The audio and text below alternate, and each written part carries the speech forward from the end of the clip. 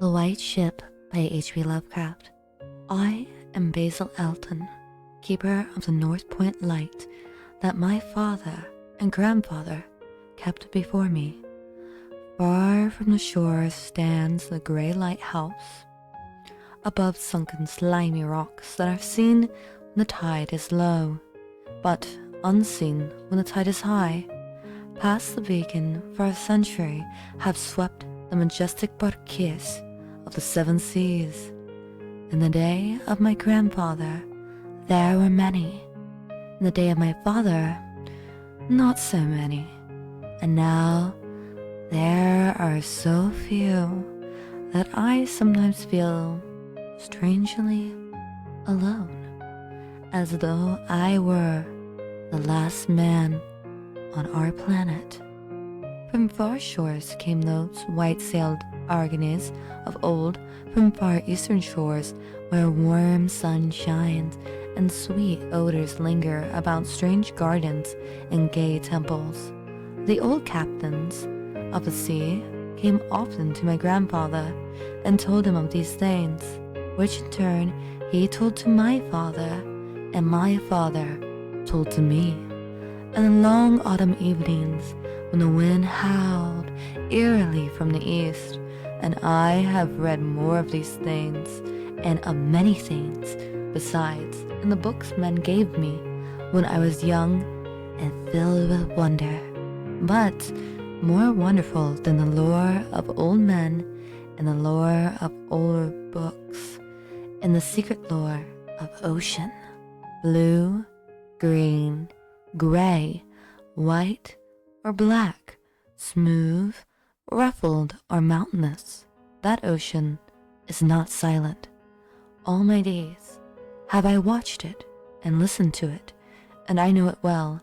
At first, it told to me only the plain little tales of calm beaches and near ports, but with the years, it grew more friendly and spoke of the other things, of things more strange and more distant, in space and in time. Sometimes at twilight, the gray vapors of the horizon have parted to grant me a glimpse of the ways beyond, and sometimes at night, the deep waters of the sea have grown clear and phosphorescent to grant me glimpses of the ways beneath, and these glimpses have been as often of the ways that were and the ways that might be, as of the ways that are, for the ocean is more ancient than the mountains, and frightened with the memories and the dreams of time itself. Out of the south it was that the white ship used to come when the moon was full and high in the heavens. Out of the south it would glide very smoothly and silently over the sea, and whether the sea was rough or calm, and whether the wind was friendly or adverse, it would always glide smoothly and silently. Its sails distant, and its long, strange tiers of oars moving rhythmically. One night I espied upon the deck a man, bearded and robed, and he seemed to beckon me to embark for fair unknown shores. Many times afterwards I saw him under the full moon, and ever did he beckon me. Very brightly did the moon shine on the night I answered the call, and I walked out over the waters to the white ship on a bridge of moonbeams. The man who had beckoned now spoke a welcome to me in a soft language I seemed to know well, and the hours were filled with soft songs of the oarsmen as we glided away into a mysterious south, golden with the glow of that full mellow moon. And when the day dawned, rosy and effulgent, I beheld the green shore of far lands, bright and beautiful, and to me unknown, up from the sea rose lordly terraces of verdure, tree-studded, and shrilling here and there the gleaming white roofs and colonnades of strange temples. As we drew nearer the green shore, the bearded man told me of the land of Zar, where dwell all the dreams and thoughts of beauty that come to men once and then are forgotten. And when I looked upon the terrace again, I saw that what he said was true. For among the sights before me were many things I had once seen through the mist beyond the horizon and in the phosphorescent depths of the ocean. There too were forms and fantasies more splendid than any I had ever known. The visions of young poets who died and won before the world could learn of what they had seen and dreamed. But we did not set foot upon the sloping meadows of Zar, for it is told that he who treads them may never more return to his native shore. As the white ship sailed silently away from the temple terraces of Zar, we beheld on the distant horizon ahead the spires of a mighty city, and the bearded man said to me, "This is Thalarion, the city of 1,000 wonders, wherein resides all those mysteries that man has striven in vain to fathom." And I looked again at closer range and saw that the city was greater than any city I had known or dreamed of before. In the sky, the spires of its temples reached so that no man might behold their peaks, and far beyond the horizon stretched the grim gray walls, over which one might spy only a few roofs, weird and ominous, yet adorned with the rich friezes and alluring sculptures. I yearned mightily to enter this fascinating yet repellent city, and besought the bearded man to land me at the shore pier by the huge cavern gate at Creal. But he gently denied my wish, saying, "Into Thalarion, the city of 1,000 wonders, many have passed, but none returned. Therein walk only demons and mad things that are no longer men, and the streets are white with the unburied bones of those who looked upon the elder and lieth the reins over the city." So the white ship sailed on past the walls of Thalarion, and followed for many days a southward flying bird, whose glossy plumage matched the sky out of which it had appeared. And then came we to a pleasant coast, gay with blossoms of every hue, whereas far inland as we could see, basked lovely groves and radiant arbors beneath a meridian sun.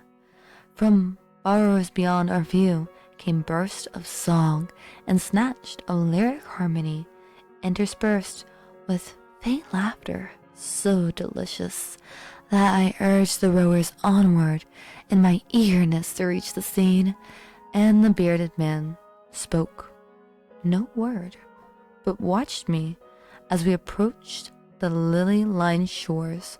Suddenly, a wind blowing from over the flowery meadows and leafy woods brought a scent at which I trembled. The wind grew stronger, and the air was filled with lethal, charnel odor of plague-stricken towns and uncovered cemeteries. And as we sailed madly away from that damnable coast, the bearded man spoke at last, saying, "This is Zar, land of pleasures unattained."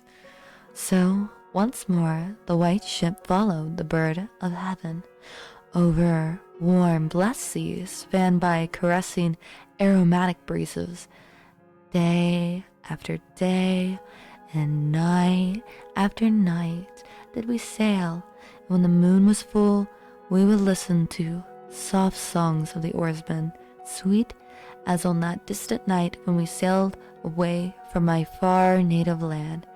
And it was by moonlight that we anchored at last in the harbor of Sonanyao, which is guarded by twin headlands of crystal that rise from the sea and meet in a resplendent arch. This is land of fancy, and we walk to the verdant shore upon a golden bridge of moonbeams. In the land of Sunitniel, there is neither time nor space, neither suffering nor death, and there I dwelt for many aeons. Green are the groves and pastures, bright and fragrant are the flowers, blue and musical the streams, clear and cool the fountains, and stately and gorgeous the temples, castles, and cities of Sonanyal. Of the land there is no bound, for beyond each vista of beauty rises another more beautiful. Over the countryside, in the midst of the splendor of cities, rove at will the happy folk, of whom all are gifted with unmarred grace and unalloyed happiness. For the aeons that I dwelt there, I wandered blissfully through gardens, where quaint pagodas peep from pleasing clumps of bushes, and where the white walks are bordered with delicate blossoms. I climbed gentle hills, from whose summits I could see entrancing panoramas of loveliness, which steepled towns nestling in verdant valleys, and with the golden domes of gigantic cities glittering on the infinitely distant horizon, and I viewed by moonlight the sparkling sea, the crystal headlands, and the placid harbor wherein lay anchored the white ship. It was against the full moon one night, in the immemorial year of Tharp, that I saw outline the beckoning form of the celestial bird, and felt the first stirrings of unrest.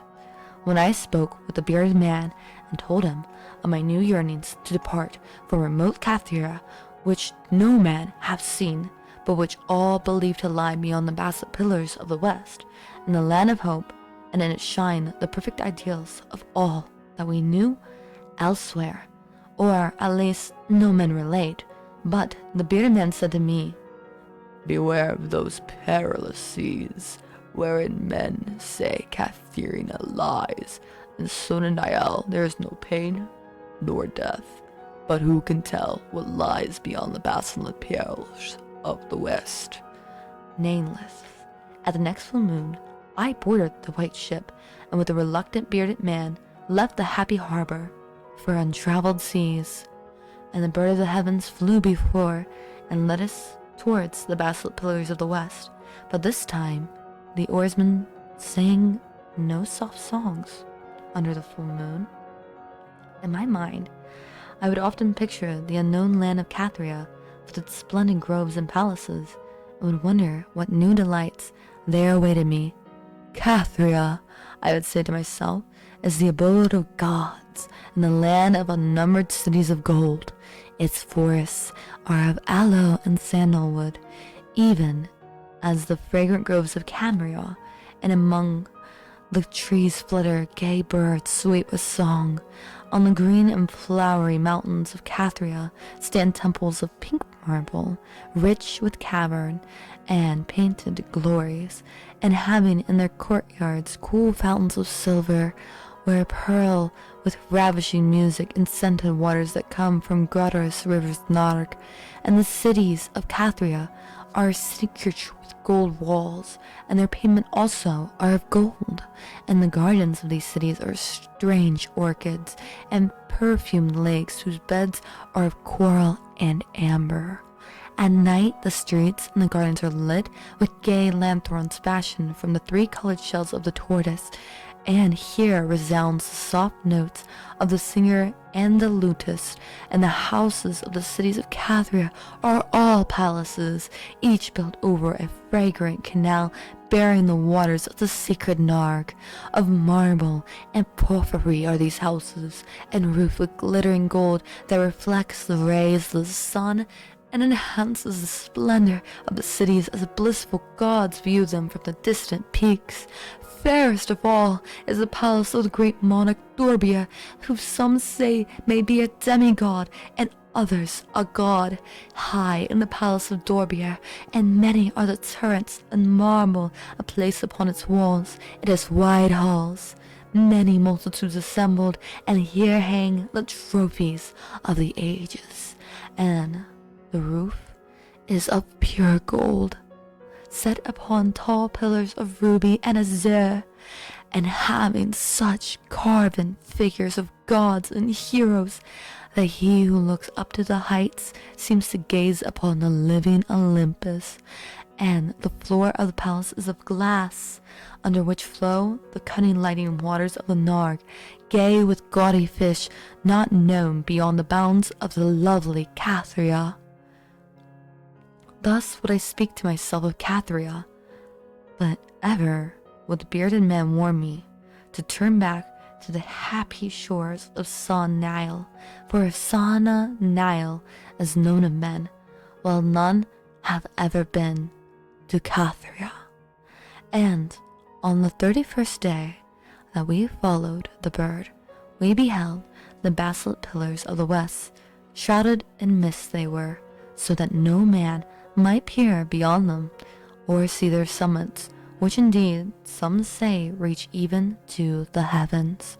And the bearded man again implored me to turn back, but I heeded him not, for from the mist beyond the basalt pillars I fancied there came the notes of the singer and the lutist, sweeter than the sweetest songs of Sona Nile, and sounding mine own praise and praises of me, who had voyaged far under the full moon, and dwelt in the lands of fancy. So, to the sound of melody, the white ship sailed into the mist betwixt the basalt pillars of the west, and when the music ceased and the mist filled, we beheld not the land of Cathria, but a swift, rushing, relentless sea, over which our helpless bark was borne towards some unknown goal. Soon to our ears came the distant thunder of falling waves, and to our eyes appeared on the far horizon ahead the titanic spray of a monstrous cataract, wherein in the oceans of the world dropped down to abysmal nothingness. Then did the bearded man say to me with tears on his cheek, "We have rejected the beautiful land of Sona Nile, which we may have never behold again. The gods are greater than man, and they have conquered." And I closed my eyes before the crash that I knew would come, shutting out the sight of the celestial bird which flapped its mocking blue wings over the brink of the torrent. Out of that crash came darkness, and I heard the shrieking of men and of things which were not men. From the east tempestuous winds arose and chilled me as I crouched on the slab of damp stone which had risen beneath my feet. Then, as I heard another crash, I opened my eyes and beheld myself upon the platform of that lighthouse from whence I had sailed so many aeons ago. In the darkness below, there loomed the vast blurred outlines of a vessel breaking up on the cruel rocks, and as I glanced out over the waste, I saw that light had failed for the first time since my grandfather assumed its care. And in the latter watch of the night which I went within the tower, I saw on the wall a calendar which still remains as when I had left at the hour I sailed away. With the dawn I descended the tower and looked for wreckage upon the rocks, but what I found was only this, a strange dead bird whose hue was as the azure sky, and a single shattered spar of a witness greater than that of the wave tips of the mountain snow.